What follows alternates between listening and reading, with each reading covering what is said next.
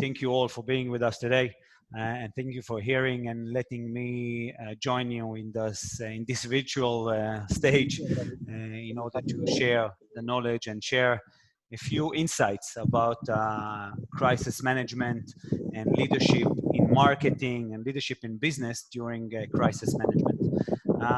During those 45 minutes, I will try to expose and to talk and to tell to tell you all kinds of insights from companies that I work with or consulted, and all kinds of strategic and crisis management that was dealt around the world during business operations or business crises. And I will try to just take a little bit focus on the COVID-19 that are happening now around the world, but this is not the main focus of our lecture. We will try just to take a few point of view about it and how it's affect marketing and companies around the world, and I will give you a few examples. But for us, for the 45 minutes, we will try to be business profile and business focus in order to adjust the marketing crisis leadership when you're doing business around the world. It doesn't matter which product or service you're selling. Let's start with the fact that crisis ahead. Sometimes you know a crisis is coming toward you. Sometimes you don't know a crisis is coming toward you.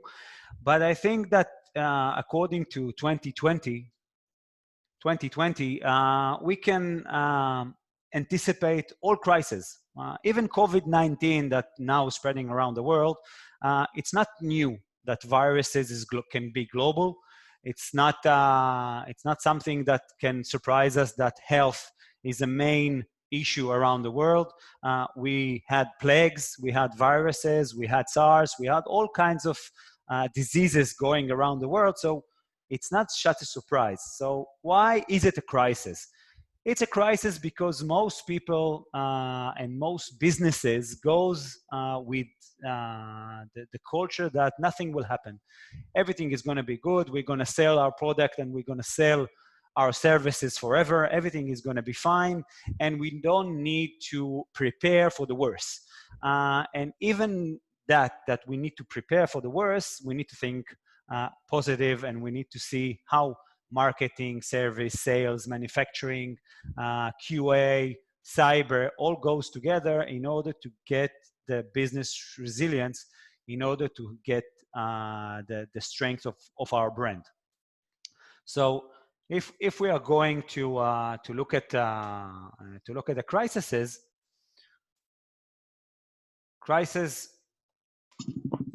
just one second. If you're dealing with a crisis, the first thing you need to ask yourself, are you an optimistic manager or an optimistic leader, or are you a pessimistic one? Leaders in general, and business leader in business companies has and always need to think in an optimistic way of thinking. The optimistic way, this is the right way in order to deal with the marketing and business crisis. Even the crisis we're dealing here around the world with the COVID-19, if you're an optimistic and you want to see what you can do and not what you want to prevent, that will lead you ahead. Always, if that's the first, and this is the first thing that I want to share with you, what an optimistic point of view can be in order to deal with the management or the marketing of any crisis. Because don't be pessimistic, be optimistic. See what you can do. See what can make you go forward. See what you need to do in order to preserve your strengths, your brand, your profits, your company, and not what risks you're taking, and what are by looking at what are the chances that still lays ahead of you. So first of all, and if you want to write it down, or you want to remember anything from my lecture, if you want to be a crisis manager leader, First of all, be optimistic. Everything is going to be okay if you manage it the right way.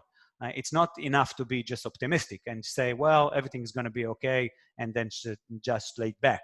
You have to work in order to make that optimus vision to work, but you need to be first optimistic, then pessimistic. Try to achieve more than to prevent the losses. And when we're talking about everything, and when you think you're lost, and when you think you don't know where you are at, or there's no data, like COVID-19, nobody knows the data, nobody knows what this virus is doing, nobody knows what its effect and what will be the consequences of any strategic that any country took, but you know where you are. And you're never lost if you look at yourself and say, I know where I am. Now I want to see where I'm going.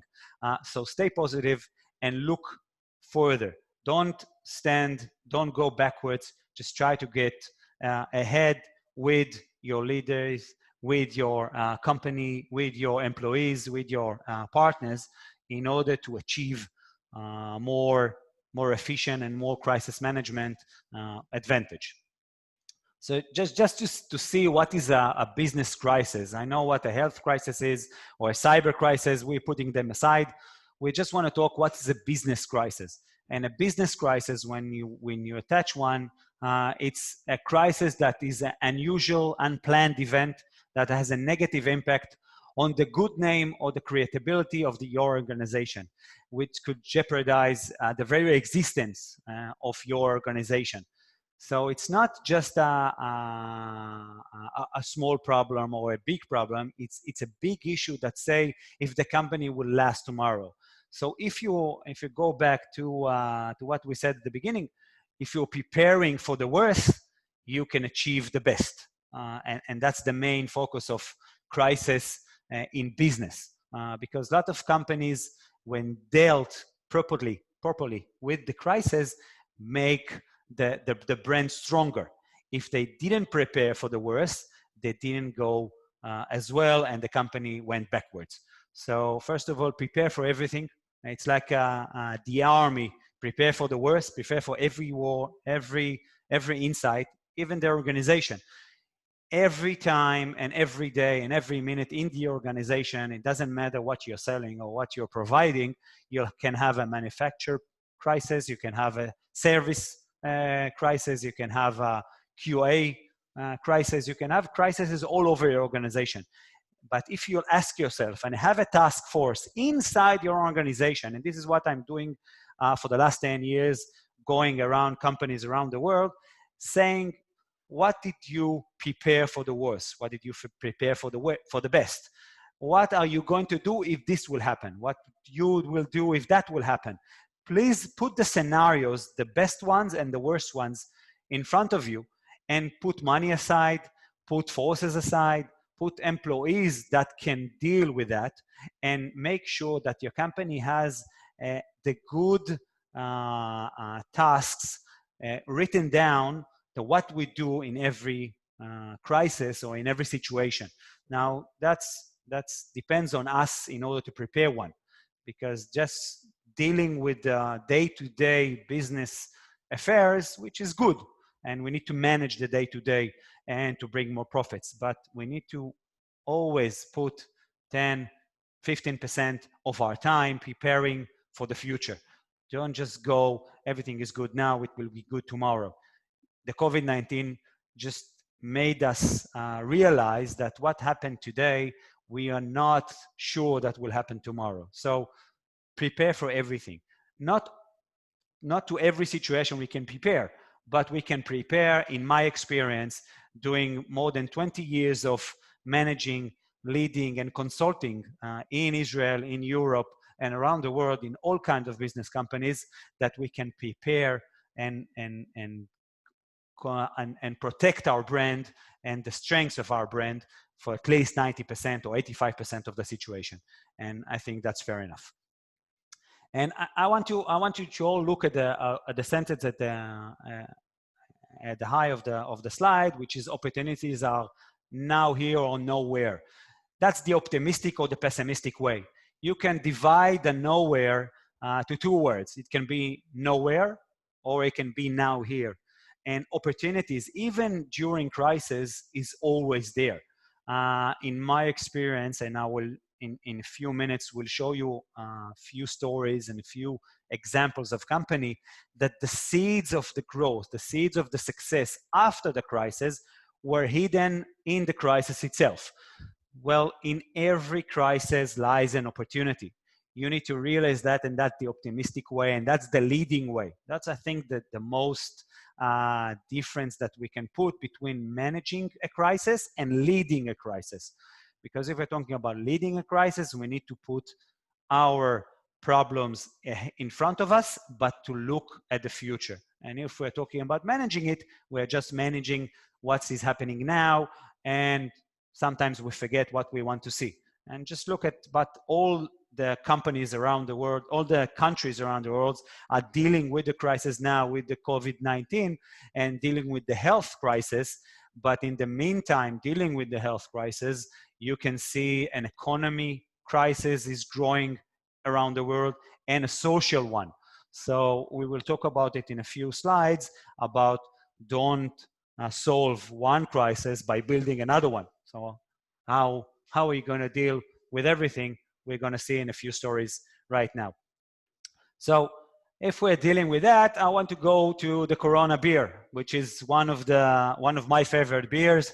And if you look at the coronavirus and the Corona beer was the first brand that was affected by the coronavirus. And the Mexican government just closed most of the companies and the factories around the country. So the producing of the Corona beer was stopped. But this is a great opportunity to sell beer, to sell alcohol, to sell food. Because we know now that after 2 months or 2.5 months or 3 months, depends when you start counting the crisis with the COVID-19, that the sales of food, beverages, and alcohol went up between 7 and 11%, depends on the country. So if we are buying more alcohol, we're buying more beverages, we're buying more food, why is the Corona is not a sales product? Because the Corona and the name, this is the brand name that matters. And if you're saying, well, I don't want to have a Corona because the Corona reminds me of the COVID-19 and negative point of view, because the coronavirus is a negative, but the Corona beer is positive, you can use it by advertising and use the situation in order to upgrade your name or your beer. And the people in the Corona company try to fight the Mexican government in order to stay in produce. And they also say that 75% of the production can be when employees still work from home, because most of the digital manufacturers lines can be managed from other sites and not from the manufacturing sites. So the Corona in April 2020 was shut down. If you can see, 15,000 farmers lost their job in Mexico. 30% of the total income of 800,000 small food stores in Mexico comes from selling beer and selling the Corona beer. And Corona manufacturers said that the first quarter of 2020 will be the worst quarter in the brand in a decade. And that's a beer that if I was consulting them, advertising-wise, I will say, let's embrace the situation. Let's embrace the crisis. Let's embrace the name of the coronavirus and put our Corona beer ahead. And I've just wrote for this lecture, for this webinar, a few examples of what I will do or what I will consult. It's like, do you have a Corona or do you have a COVID-19? Forget the picture, it's just a title for the slide, but it's like the original Corona with the positive symptoms. So let's bring our brand and the language of the Corona to bring our brand to be stronger. It's like you need to have one in order to fight one. It's like based on the sentence, you need to be one in order to know one. So we can take few simple sentences, few messages, and to create a marketing and advertising that uses the crisis in order to make our brand still out there. Because when a beer or when a brand is disappear in a crisis or disappear for a part of time, and of course for 3 months or for 4 months, people will forget it. People have a long-term memory for some things, but for beverages or for brands, if they are not very strong ones, they will forget it. And there's a lot of brands, especially alcohol brands and beer brands, that were selling more and more during this last time of the crisis, of the Corona crisis, and the Corona wasn't there. So it will be very difficult to go back to the sales and to profit. So don't just say, well, this is the coronavirus, this is the Corona beer, we cannot sell it because it's the same name. Just use the name. It's like sometimes, some few years ago, I saw a movie about a candidate to an election in a country that uses the name of a candidate who died, and the slogan of his campaign was, vote for John, the name you know, which is a different John, a different person, but if you know the name, you can still have the strength of the brand follow you to a future, even during crises. Now, putting the Corona aside, let's go to some crises that I had the privilege to consult them in Israel about resolving the crisis. But even if you're solving the crisis, you need to make sure, like we said before, that you are not creating another crisis. You need to take everything to consideration. And let me give you one example. The first example is Huggies diapers. Huggies diapers manufactured by Kimberly-Clark, Kimberly Israel, manufacturing them in Israel. In 10 years ago, they created a line of new diapers that use organic cotton, organic fibers, and they sold them around Israel. And after a few weeks of sales, customers starts complain about the fact that the diaper is not doing what it's supposed to do. The baby still wet, and the baby is not what he's doing is not captured by the diaper. And we looked at it, and there was a manufacturing problem with the diaper, with the new manufacturing line. Now we took full responsibility, and this is being initiative in a crisis. And this is the second or the third one we're talking about. First one is being positive. The second one is to use the opportunity in the crisis and don't be afraid of it. And the third one is take initiative. Be one step ahead of your customer. Take full responsibility of the crisis. If you're talking about 1950s, let's go 70 years ago. Well, there were only few companies, no social networks, no globalization. You can do whatever you want in general. Now, the world is one big global village, and the social media can bring one news from one country to another in a matter of seconds. And you cannot hide behind brand, and you cannot hide behind manufacturing and problems. So what we did in Kimberly, for the first thing, we took full responsibility. We went out to the media and said, we take full responsibility. We know there's a problem. We're gonna replace every diaper, every wrong diaper, every bad diaper, every bad diapers that you have in good ones. And we also said that we're gonna replace one bad diaper with 2 good diapers. Now, if you're looking at financially wise, it's not so smart, because you're gonna lose a lot of money.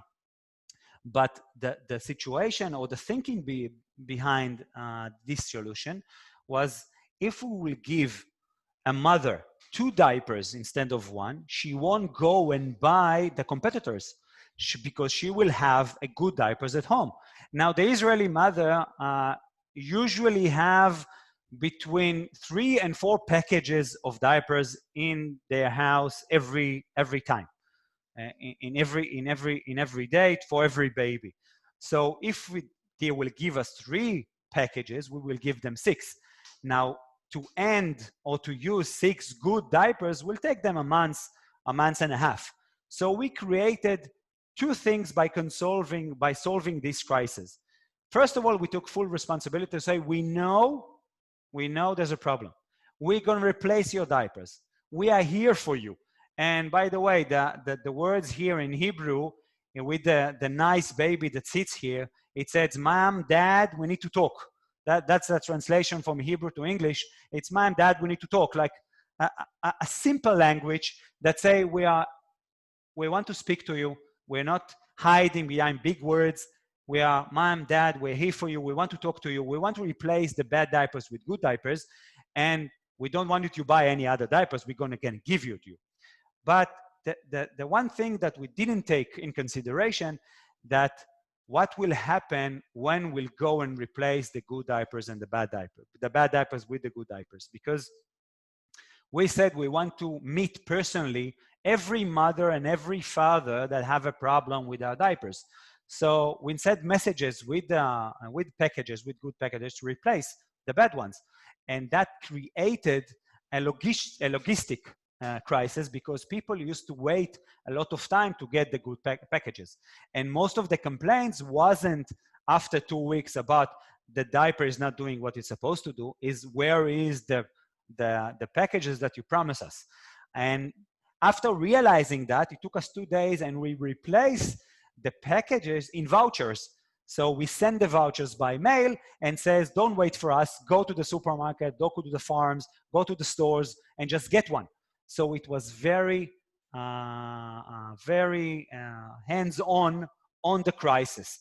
Because when you're dealing with a crisis, you have to have a manager that sees all the picture, giving direction and leading the situation hands-on from 1 hour to another, and not just saying, well, we've got one solution, let's go with it. We need to adjust yourself during the crisis in order to achieve the strengths of the brand again. Now, in Huggies, we had this crisis for almost 3 months. We spent a few millions of shekels repairing the damages and to replace all the companies. But the share market grew from 62% in Israel to 71%.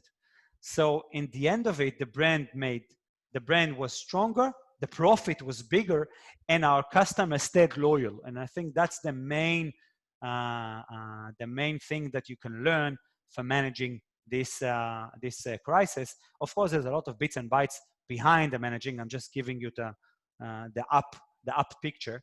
Now, as you can see, just before I go to the next slide, as you can see, the baby is not wearing any t-shirt or any clothes. He's very cute. I love him so much. But in Israel, there's a big community of religious people that won't accept a baby without clothes. So dealing with the media in Israel, this is the first baby that went to the majority of the population. And when we go to the religious population of Israel, the media, the baby had a t-shirt. So you need to adjust the crisis language or the marketing language to your customers. And that's sometimes companies forget, because they think, well, we have one language and let's adjust or affront everyone with the same language. Even small details like a t-shirt or like a smile or like the hair color or the baby can make a big change of the loyalty or how your customers will treat the responsibility that you take on the crisis. So this is Huggies. Let's go to another one. We talked about predicting a crisis. Of course, we can predict it. Like we said, we can prepare for that. But sometimes you cannot predict one. And this baby or this child is opening his mouth because he was very surprised to find what happened to me.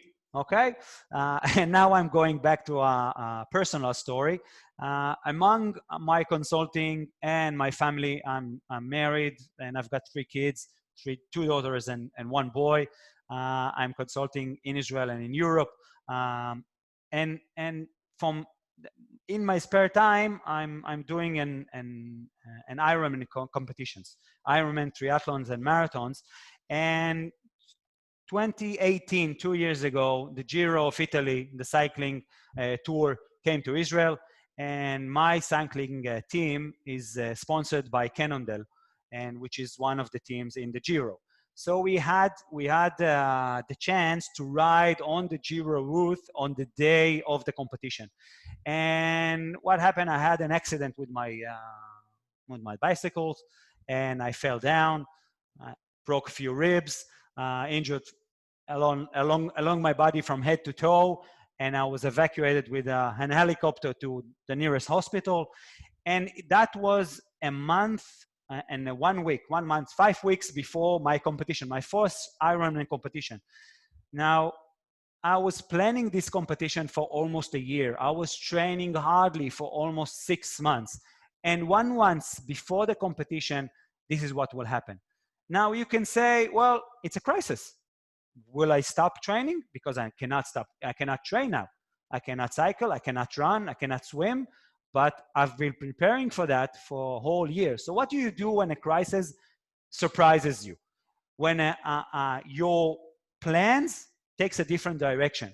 Well, someone said that if plan A doesn't work and plan B doesn't work, there's still enough letters in A, B, C. You've got C, D until Z. So you have to stop, take a deep breath, and think what you're going to do tomorrow. And what I did, I kept my goal, which is to do the Ironman, but I adjust the target numbers. The goal of a company is to have the customers' loyalty, to have the strength of the brand, to bring profit. But the numbers can change. I can be profitable with $1 million, I can be profitable with $500,000, and I can be profitable with 10 million. If the situation requires you to adjust the number, adjust the numbers, but don't change the goal. The goal should stay always. That's the compass of the company. So I said I'm going to do the Ironman, but my numbers to the time that I planned to do the competition was 11 hours. And then I said, I don't care about the time. I'm going to plan to do it in 15 hours because I cannot train in running. Swimming is hard, and cycling is, I can do it, but it's going to hurt. So I'm going to still do it and still train, but the numbers or the achievement is going to be less with less time or with more time in Ironman competition than I planned. And if just one picture, this is the picture for me of me getting out of the water. For those who doesn't know, an Ironman competition includes 3.8 kilometers of swim, 180 kilometers of cycling with a bicycle, and then running a marathon, 42.2 kilometers of running. And I think dealing with the crisis, it's very similar to an Ironman, because the start of the crisis is like the start of the competition. You swim, you feel like the earth is not there. You cannot stop. You have to swim. You have to leverage yourself on the water surface. You have to make sure that you get to the other side. Everything can make. You cannot hold to the banks. So this is a very unknown situation. But when you finish the swim, and this is finishing the first few days or the first week of the crisis, you start cycling, which is much safer, but most of the technical problems, most of the adjustments occurs in the second stage of the crisis, because you can have a flat tire, you can break down, you can fall, you can have a lot of technical problems, like I told you in Kimberley, in Huggies, but you're still more in control than the swim. After finishing the bicycle, which is the long time in the crisis, like in Ironman competition, it's among 226 kilometers altogether of the competition, this is 180. So this is the long time that you need to adjust and to see what's going on, if you're leading it and you're managing it properly. And after that, you go to the run. After you're running, everything depends on you. That's going to the future. When I finished my cycling in the Ironman in Germany, the first one I did in Germany 2 years ago in a place called Roth, I was sitting down on a bench, replacing my shoes for my cycling shoes to my running shoes. And there was a guy from England sitting next to me doing the same thing. And we just looked at each other and said, well, we just have to run the marathon. Now that seems crazy because people train for marathon for 3 or 4 months, and we're just running the marathon after swimming and cycling. And that's what leading a crisis means to me, that after you prepare, you did the first stage and you survive, and then you adjust by listening to the needs of the customers, provide your employees and your company with the right tools, looking to the future, you can go and have the resilience of your brand and your employees in order to go to a better future. Now, I told you the surprise. If you look at the picture, this is a package of lettuce, and there's a small green frog that's lying inside the package. Now, for an Israeli customer, the frog should not be there. Now, I know that some companies eat frogs and eat the lettuce, and which will be fine, it's the whole meal, but in Israel, it's not. And it's very surprising to find a small frog inside the lettuce. It shouldn't be there. And Carmel Crops got this complaint from a customer by email. She said, look at what I found in your lettuce package. It should not be there. And of course, they called her immediately. We said, we're sorry. We replaced. We gave them a compensation. But the next thing that Carmel did was to go on Facebook and initiate the situation. She said, Carmel said on Facebook, on the social network, look what happened to us. Well, what company goes and said, look what crisis that we have? This is the full responsibility that we anticipate from companies these days. And they went on Facebook and say, look what happened to us. It shouldn't happen. We will look for it. We compensate the customer, but we want to explain why this thing happened. And they say, well, this small frog is an animal that's in danger. And she's in danger because of the non-organic vegetables that growing now these days. And she's looking for an organic, clean vegetables to lean to in order to survive. So this is for us, and this is what they said in the Facebook, and I'm not showing it to you because it's all in Hebrew. They said that this is for us a guarantee that we are really producing our products with no chemicals and they are really organic. And at the end of the post on Facebook, they said, we just wanted you to know that the frog is alive and we took her back to nature in a safe place, which means we're taking care of our animals. Now, if you like animals and you buy the products, you will love that. Their sales went up almost 17% because of that, because they took responsibility and they not just say we are doing it, they prove they're doing it. They didn't just say we are organic and we love animals and we're doing everything that we can to preserve it. We are proving it by showing you what we're doing. I don't know what you will do if you will see the frog as a company or as a customer, but this is a great example of dealing with a crisis very fast and very wise. Sometimes in marketing, you need to create or you want to create a trigger of a crisis in order to have publicity.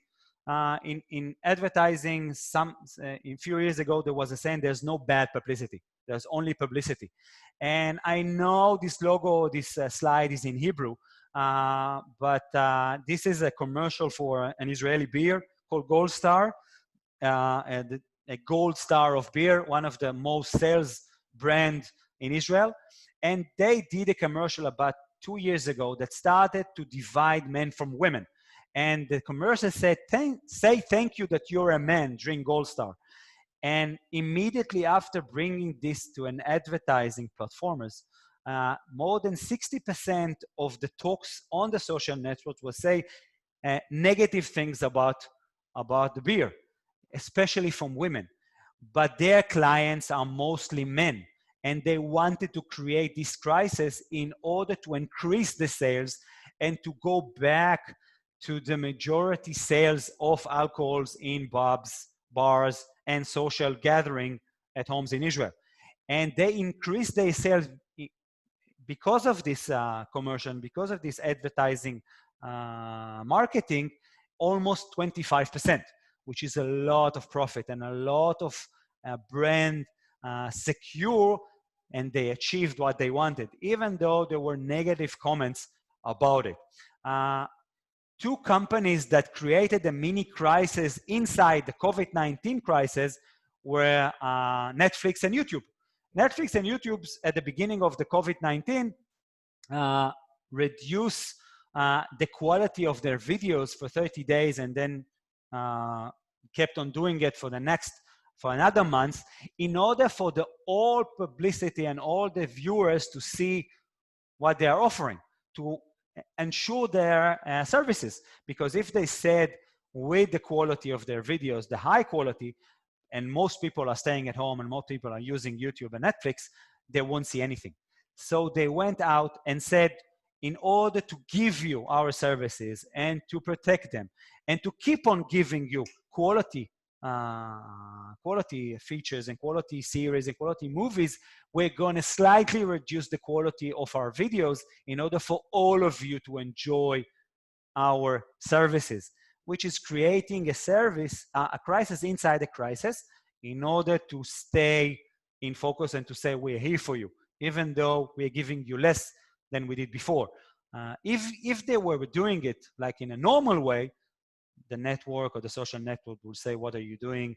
You are lying on our backs and we want to see what we are paying for. So this is Netflix and YouTube that show that we are here for you, even though in less quality, but we want more people to use our services.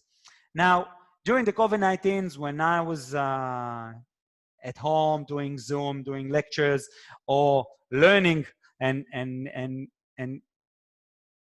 just looking for ideas and to new things that doing great branding are doing during the COVID-19, I brought a few examples for you for what happened to the good and great brands doing good marketing along the period of the last 2 months in the COVID-19. There's a few examples here, and then look at the Starbucks. If you look at here, the Starbucks, they put a mask on the queen of Starbucks. Intel, stay inside instead of Intel. LinkedIn, stay locked in instead of LinkedIn. NBA, the famous logo that the basketball player is standing is now lying down and using a laptop. MasterCard divided the two squares into Master and Card, which means social distance advertising took place in the last 2 months. This is beautiful to see. A few more examples that I really enjoy to look, and there's a lot more than I will show you today. But let's see in a few brands that I really liked what they did. The first one is McDonald's. Look at the arches. They separated the two arches for McDonald's, doing the social distance advertising. If you can see Coca-Cola, and they separated the letters that are going together to a social distance advertising. Coca-Cola stayed that and said staying apart is the best way to stay united. Let's go to Volkswagen. Instead of the W, the famous W, thanks for keeping your social distance, and they separated the logo. The next one is Audi. Look what they did to the circles in Audi. It's a very smart way to say we are here for you, and our brand will still be there and still be strong even in social distance advertising. We can also see it that Reebok offers workout advice. They said, well, we know you're at home, we know you're eating, we want to give you advice to how to stay fit. So they still stayed involved with their audience when giving tips in Zoom or in Twitter or in Facebook or in other networks on the Facebook wall in order to keep in touch with their customers, which is a beautiful way to do it by Reebok. Airbnb offered healthcare workers that free stays in their Airbnb because no one went to Airbnb, offer their houses and flats with free stays to healthcare workers so we can stay and live near the hospitals or near their places where they need to go. You can also see a lot of places that did Zara fashion industries start to making masks. So if we want to conclude a few of the things that we talked about during the lecture, crisis management includes defining a manager to lead the crisis, data management and progress control, day-to-day progress control, short and long-term thinking, taking full responsibility, transparency and activeness, which is very important in the days of 2020 and of course the years to come, and internal marketing and connecting to the entire organization. Don't just think about the marketing outside the organization to your customers. Think about your marketing to inside the company in order to get an in-company strength. And yes, we can certainly prepare for it and we can certainly lead the crisis in order to succeed and to success. I want to say thank you all. Hopefully it was helpful and I gave you a few tips and a few ideas dealing with a crisis and marketing crisis. As I said, and as Eyal said, my name is YANIV. I'm just looking at your questions. And one of the questions is, what would you recommend to hotels and restaurants as a strategy mostly affected by the crisis? Well, in Israel, I'm working with most of the chains of hotel in Israel. And what I recommended and what I advised during the crisis is to make investment in the hotel. First of all, a lot of things that we didn't do during a regular seasons. We didn't make manufacturings of new chairs or new rooms, replace all kinds of stuff. So first of all, if you have, now you have the time in order to invest in your hotel. Invest in your employees. You will need the employees. The crisis will be end. So invest in your employees in training. Train in sales, trains in service, train professional your employees. So that's first of all what you need to invest in order to keep the brand and to keep the future running when the crisis will end.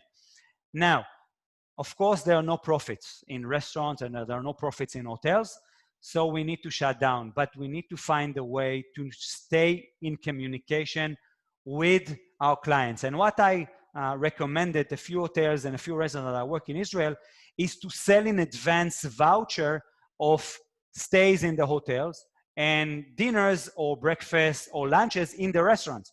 So you sell now to the customers, you adjust them in the social networks, or if you have a customer clubs that you can adjust and you have your details, you send them an SMS or you send them an email and said, buy the dinner in a few percentages less, and when the crisis is over, we are welcome you to here. So we still have money coming in the restaurant or the hotel, and the clients will come next month or 2 months ahead. So that's two examples of what I recommended to hotels and restaurants that I work with in Israel, and there's a lot more, depends on the hotel and the restaurant.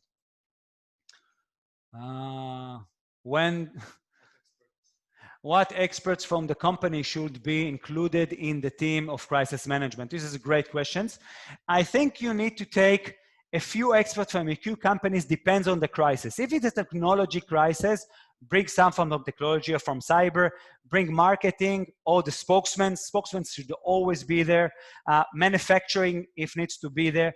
I'm always love to bring someone from the service, from the customer service, because the customer service is sometimes the only one in the company that deal with the customers, can bring their voice in the company.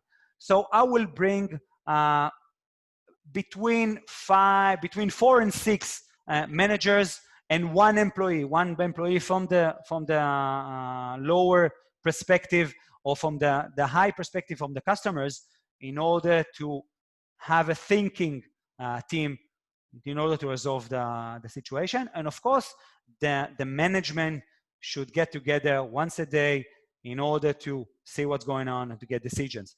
But I will create a team between 4 and 6 people from manufacturing, marketing, customer service, and spokesmen, or someone who's engaged with the crisis, depends on the crisis.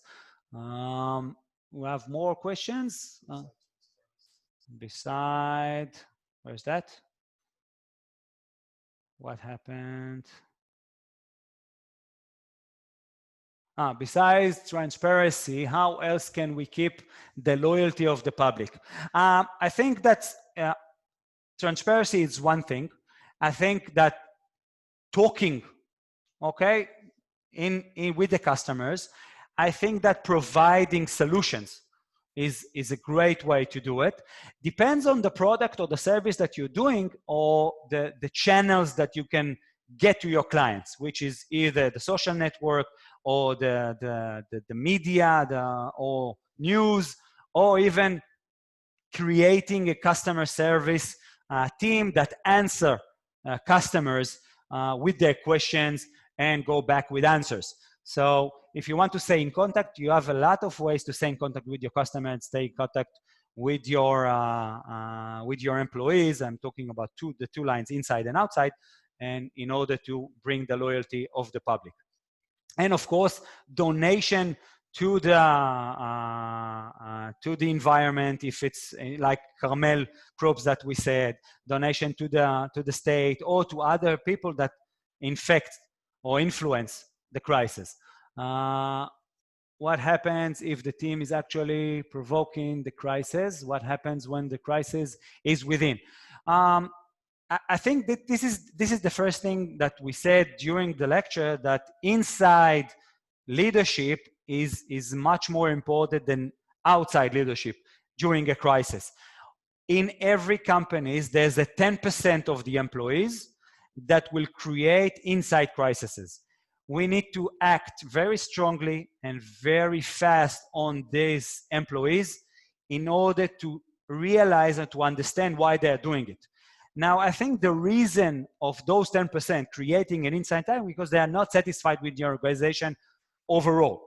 So they're using the crisis, said, yes, we told you so, that was meant to happen, you didn't listen to us. So you need to ask yourself, why are they doing the inside crisis? Go to the what is it happening? And that the reason is mostly because they're not loyal to the organization, they're not loyal to their managers, or they don't believe in the product, or you didn't market the solutions or the crisis within the company. So you need to adjust them, you need to talk to them, and if you have to put boundaries around them, this is what you need to do, and we did it also in other companies.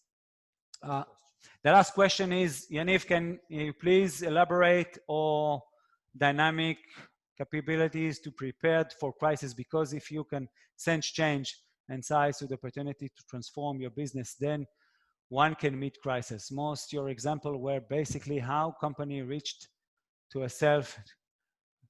What happened when the crisis is extremely induced?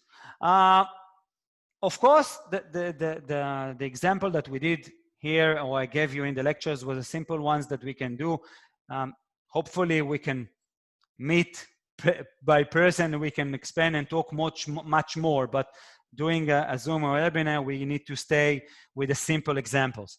But of course, when the externally induced and all crises can be very larger, we need to stop and think, is the normal way is the right way, or we need to have an extreme way, or we need to have a different way? I think there's not one solution to that question, because you need to stop and think. And I think most companies just act by instinct. And sometimes in a crisis, you need to stop.